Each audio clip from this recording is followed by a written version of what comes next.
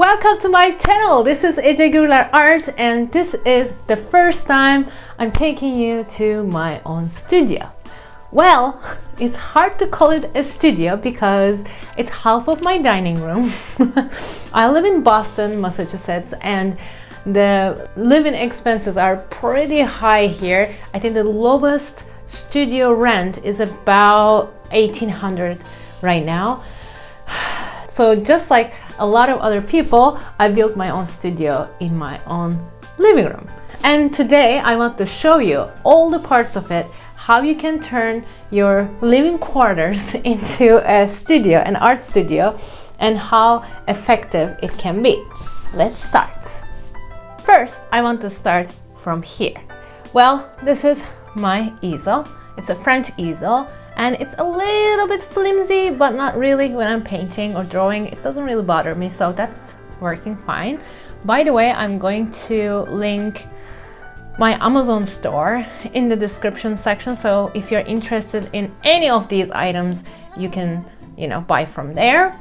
And what I liked about this easel is like it has this nice space, like drawer. I usually keep my painting knives here or my big brushes here, but other than that I try to not to use it, but it's an extra storage space, so I'll take it. And also I want to show you here. So what we see here is I organized it recently for this video. Specifically, it was the last step of building my studio and I've done it. I'm so happy. So this rack is from Shane.com.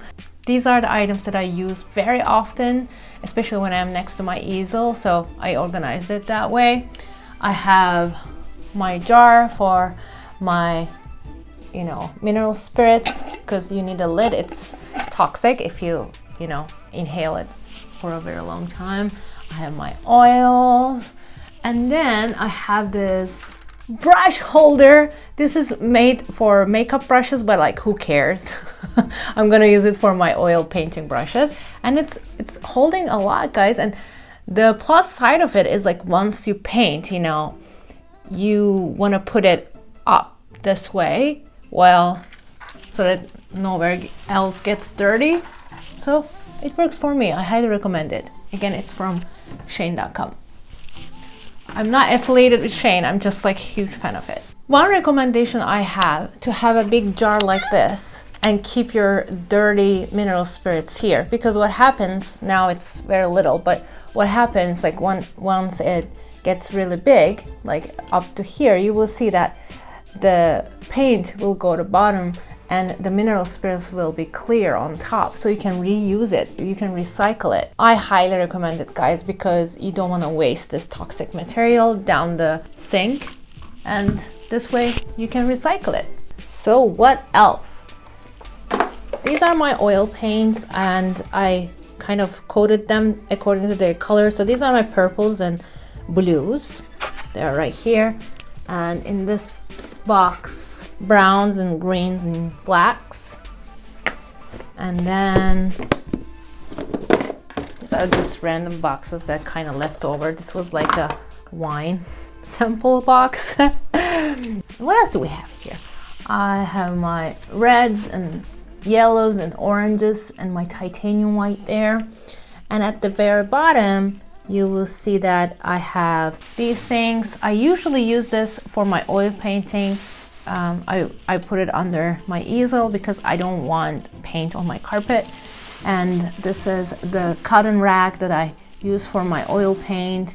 And these are the things that I use for giving texture in acrylic. And I have another, jar there, a mason jar. I have some sponges.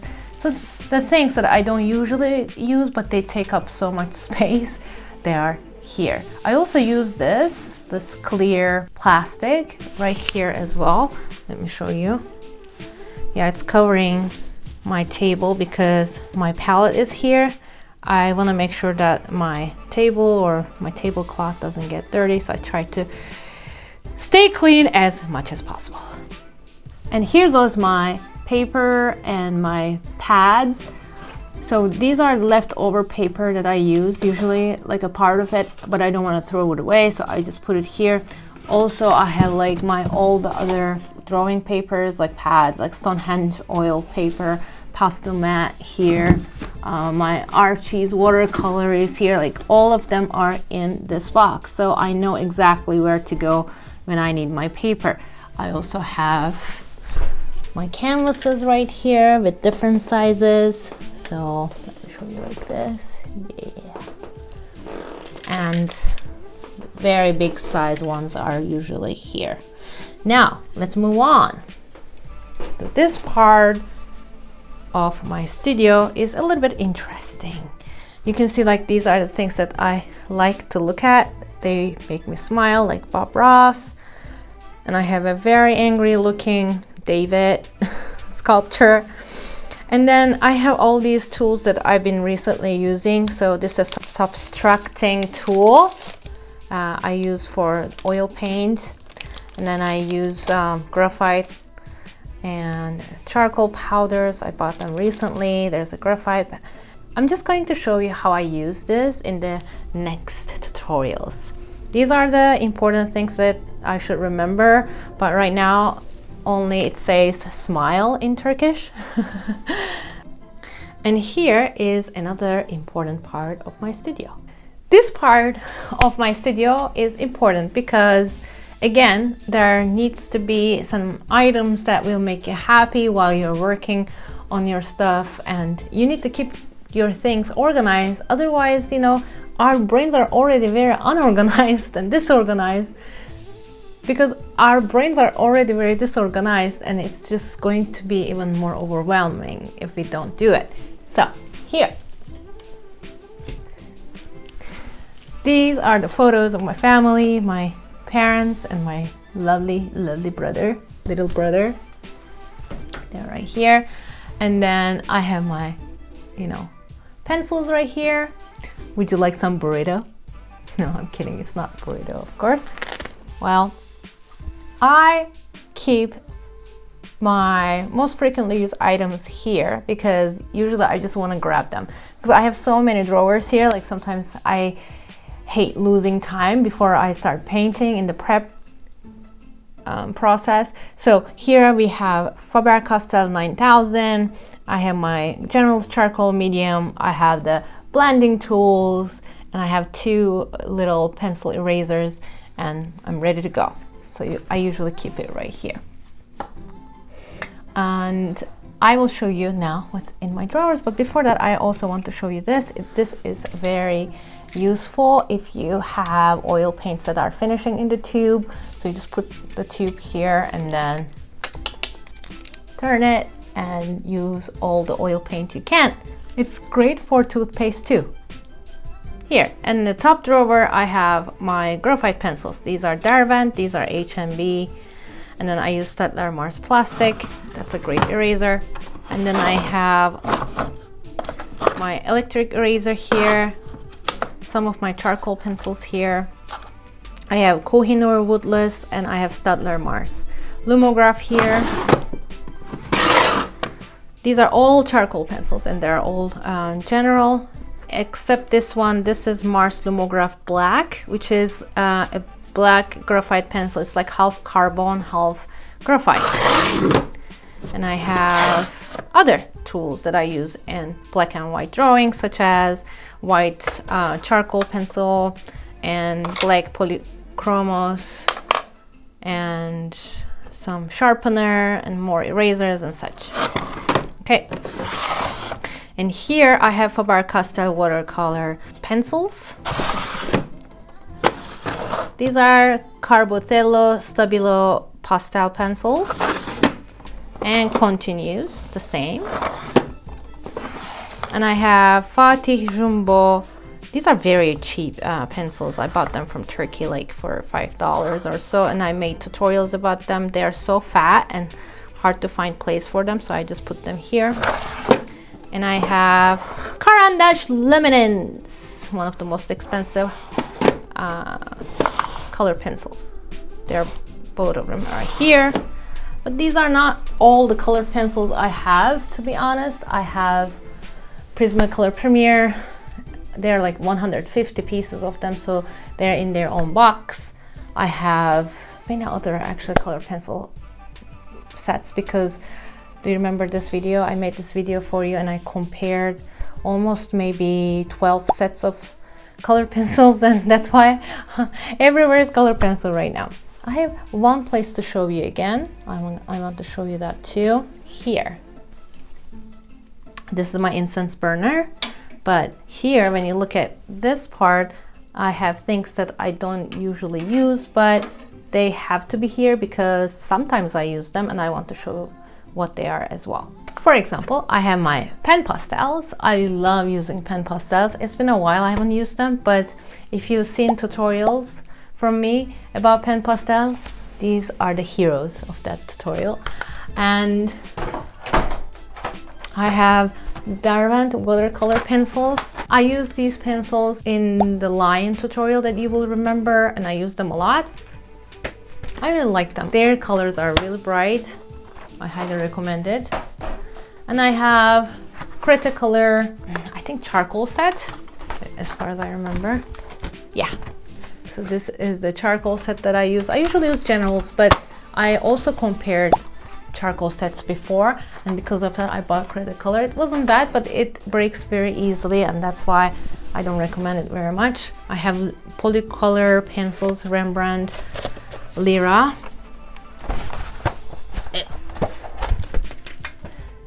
You can see that I barely use them. I don't like them very much. Once you use, Prismacolor Premier, Faber-Castell Polychromos, or Caran d'Ache Luminance, it's hard to go back to other brands really. And I have Winsor & Newton's marker set. So I have two marker sets. One is Winsor & Newton's, this set, which is amazing. And also I have Copic sets, which is for skin colors.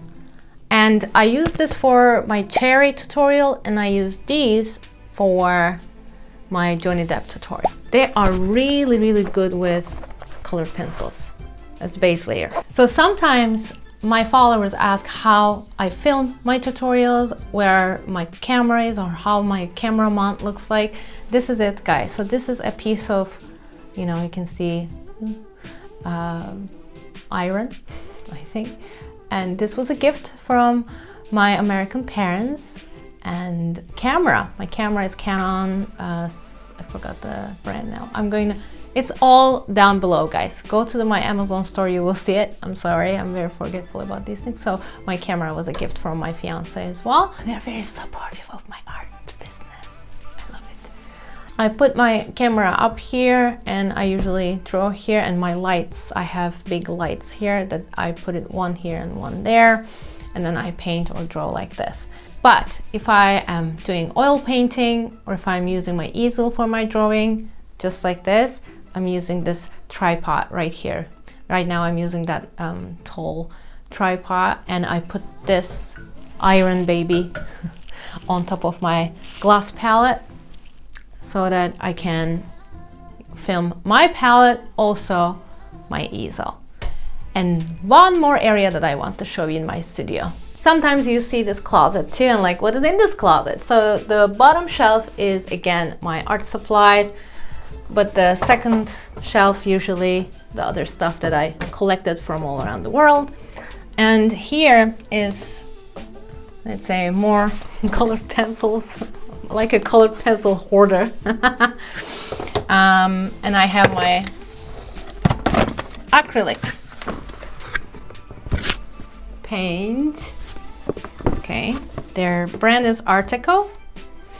And I have some gloss finish and fixative spray so that your charcoal or graphite pencils will not come off, or even pastels. But I don't use fixative very much. I try to frame them.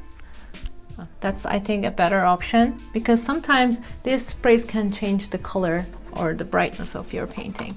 I have these like empty boxes to keep my paint later. And watercolor. So if you remember my watercolor comparisons, I have actually more watercolor, but right now they're not here. They're in the back drawer. But I have Winsor & Newton set, and I have Van Gogh set, and I have this dollar store brand that's here. I made a comparison before. But I also love Kuretake Gansai Tambi. I highly recommend that one too. But I mostly use Winsor & Newton, to be honest. And here I have my rulers. I randomly need them. And my left side is completely electronics. So I have, you know, my professional mic for my voiceovers, because some tutorials need voiceover. And I also have 2 pop filters, and then some extensions, and I have this what's this, selfie stick, which becomes a tripod. Well, if you're a content creator, guys, you will have different versions of these in every house, because otherwise you cannot really film things from different angles. Yeah, I live with these. And I have some tapes, washi tapes, and 3 different plastic cheap palettes, which are very useful, especially for watercolor. Yeah, that's about it. Keeping things in certain allocated places help me a lot to keep organized. And I think this is a curse of artistic mind. Like, I don't know, I feel like I'm very absent-minded, especially when I'm painting, and I don't want to think about anything else but just my art. So at the end of my painting process, it looks like a war zone. So if you can resonate, I'm telling you, you know, allocating specific places for specific things helps. Well, I hope you found this little studio tour helpful, especially if you want to turn your living room or your dining room into your studio. Sometimes it's a hustle, especially if you have a kid. It's going to be difficult, I know, to keep everything up here in the open. But if you don't have a child, or if your roommates or your loved ones are okay with that, you can definitely make a functional studio in your own dining and living room.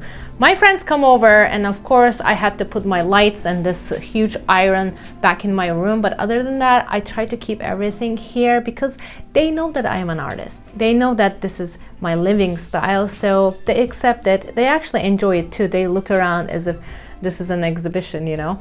So if your friends and family love you, they will understand that this is part of your life and it looks interesting. So, and I like to work with an open space instead of, you know, being tucked in an office room or in a closed space. I think this is much better for me in terms of getting inspiration from my surroundings and the light. Light affects my work a lot. I usually like to work during the daytime. So what do you think, guys? Do you work from home or do you have your own studio? I would like to know your opinions about this.